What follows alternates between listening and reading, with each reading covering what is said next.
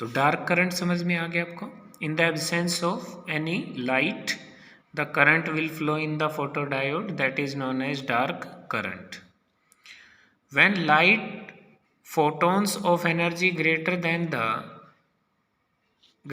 the energy band gap are incident on the diode, then the additional electron hole pairs are produced due to absorption of photons।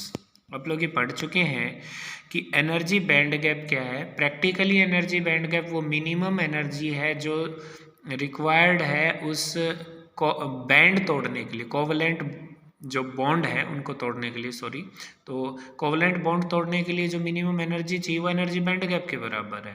तो अगर गिरने वाले, ये देखो, गिरने वाले फोटोन की जो एनर्जी है एच न्यू, अगर वो एनर्जी बैंड गैप से ज़्यादा होगी, एनर्जी बैंड गैप वो एनर्जी है जो चाहिए कोवलेंट बॉन्ड तोड़ने की, जो कोवलेंट बॉन्ड टूटता है तो एक इलेक्ट्रॉन और एक होल पैदा होता है। तो ये कहता है कि अगर गिरने वाले फोटोन की एनर्जी बैंड गैप से ज़्यादा होगी तो उन फोटॉन्स के एब्जॉर्प्शन की वजह से कोवलेंट बॉन्ड टूटेंगे, और कोवलेंट बॉन्ड टूटेंगे तो इलेक्ट्रॉन और होल का पेयर पैदा होगा।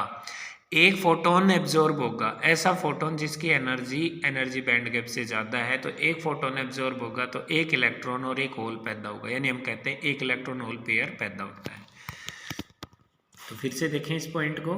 When light photon of energy greater than the energy band gap are incident on the diode, then the additional electron hole pairs are produced due to the absorption of photons.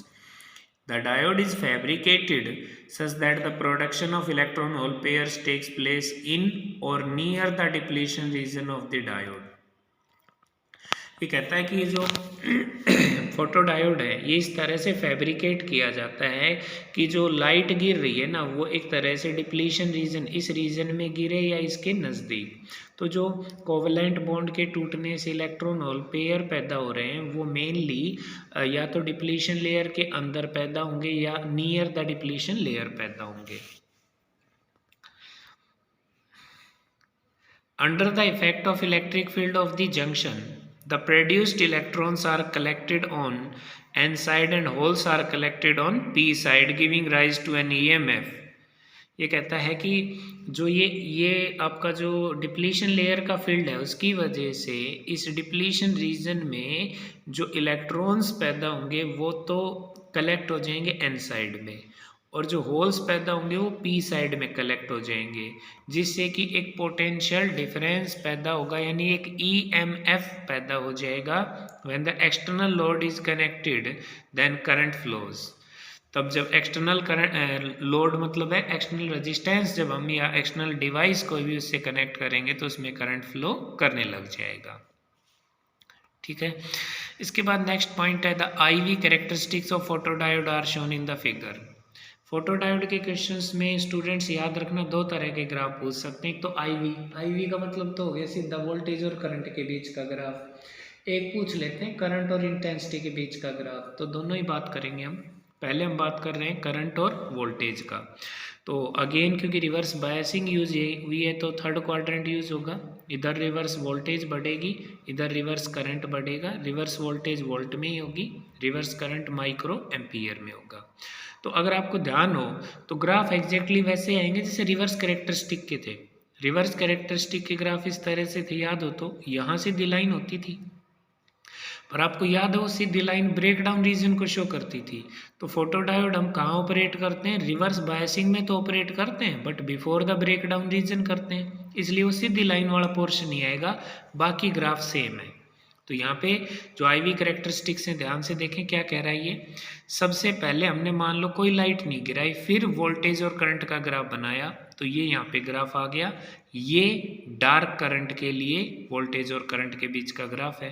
फिर मान लीजिए कि हमने I1 intensity की light डाली तो उसके लिए ग्राफ इस तरह से बढ़ जाएगा, और फिर इंटेंसिटी बढ़ा के I2 कर दी, फिर I3। तो इससे हमें एक बात और समझ में आ रही है कि जैसे जैसे गिरने वाली लाइट की इंटेंसिटी बढ़ाते जा रहे हैं वैसे वैसे आपको ध्यान होगा ये करंट है, इसे रिवर्स सैचुरेशन करंट कहते थे। जैसे जैसे इंसिडेंट लाइट की इंटेंसिटी बढ़ती जा रही वैसे वैसे रिवर्स करंट भी बढ़ता जा रहा है। ऐसा ही आपने फोटो इलेक्ट्रिक इफेक्ट में भी देखा था।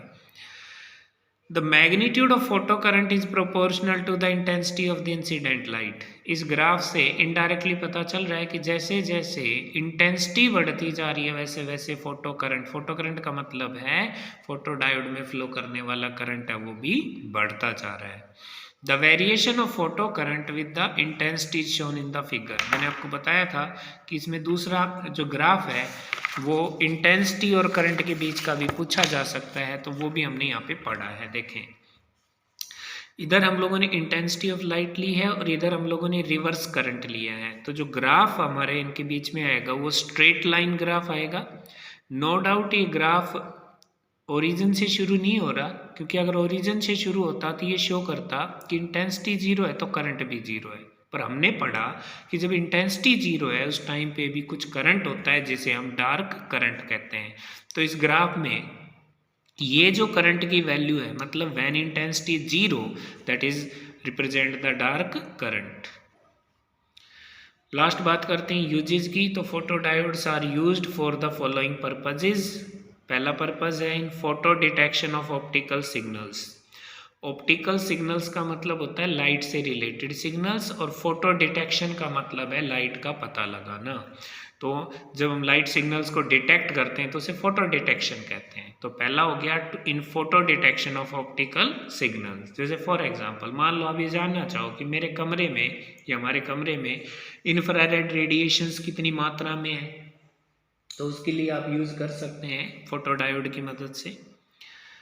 दूसरा है डीमोडुलेशन ऑफ ऑप्टिकल सिग्नल्स। ये 10वीं यूनिट में होता था। डीमोडुलेशन और मॉड्यूलेशन क्या होता है, हल्का सा अंदाजा देता हूँ। जब सिग्नल को भेजना होता है तो उस सिग्नल को एक हाई फ्रीक्वेंसी की वेव के साथ मिला के भेजा जाता है। तो मिलाने की जो प्रोसेस है उसे मॉड्यूलेशन कहते हैं। तो जब सिग्नल रिसीवर के पास पहुंचता है तो रिसीवर जो है उस सिग्नल को उस हाई फ्रीक्वेंसी से अलग करता है, जिसे डीमोडुलेशन कहते हैं। तो ये कहता है कि ऑप्टिकल सिग्नल्स का अगर हमें डीमोडुलेशन करना है, मतलब ऑप्टिकल सिग्नल को किसी दूसरे सिग्नल से अलग करना है, तो भी हम फोटोडायोड का यूज कर सकते हैं। तीसरा है in switching the light on and off. Light को स्विच ऑन या ऑफ करने के लिए भी यूज कर सकते हैं। जैसे for example street lights. Street lights में क्या होता है बच्चों, मतलब बहुत हजारों स्ट्रीट लाइट्स लगाई हुई हैं, तो उनमें एक एक स्विच को ऑन तो करने जाएंगे नहीं, तो क्या करते हैं वहाँ पे फोटोडायोड सर्किट लगा देते हैं। वो काम कुछ इस तरह से करता है कि जब तक लाइट गिरती रहेगी तब तक फोटोडायोड कंडक्ट करेगा तो जो मेन स्विच है ना जिससे वो ट्यूबलाइट जलेगी वो ओपन रहेगा, यानी ट्यूबलाइट नहीं जलेगी। बादल होने से या शाम होने से जैसे ही फोटोडायोड पे गिरने वाली लाइट बंद होगी वैसे ही स्विच ऑफ हो जाएगा, स्विच जो है क्लोज, स्विच ऑन हो जाएगा और सर्किट क्लोज हो जाएगा, जिससे कि ट्यूबलाइट जल जाएंगी।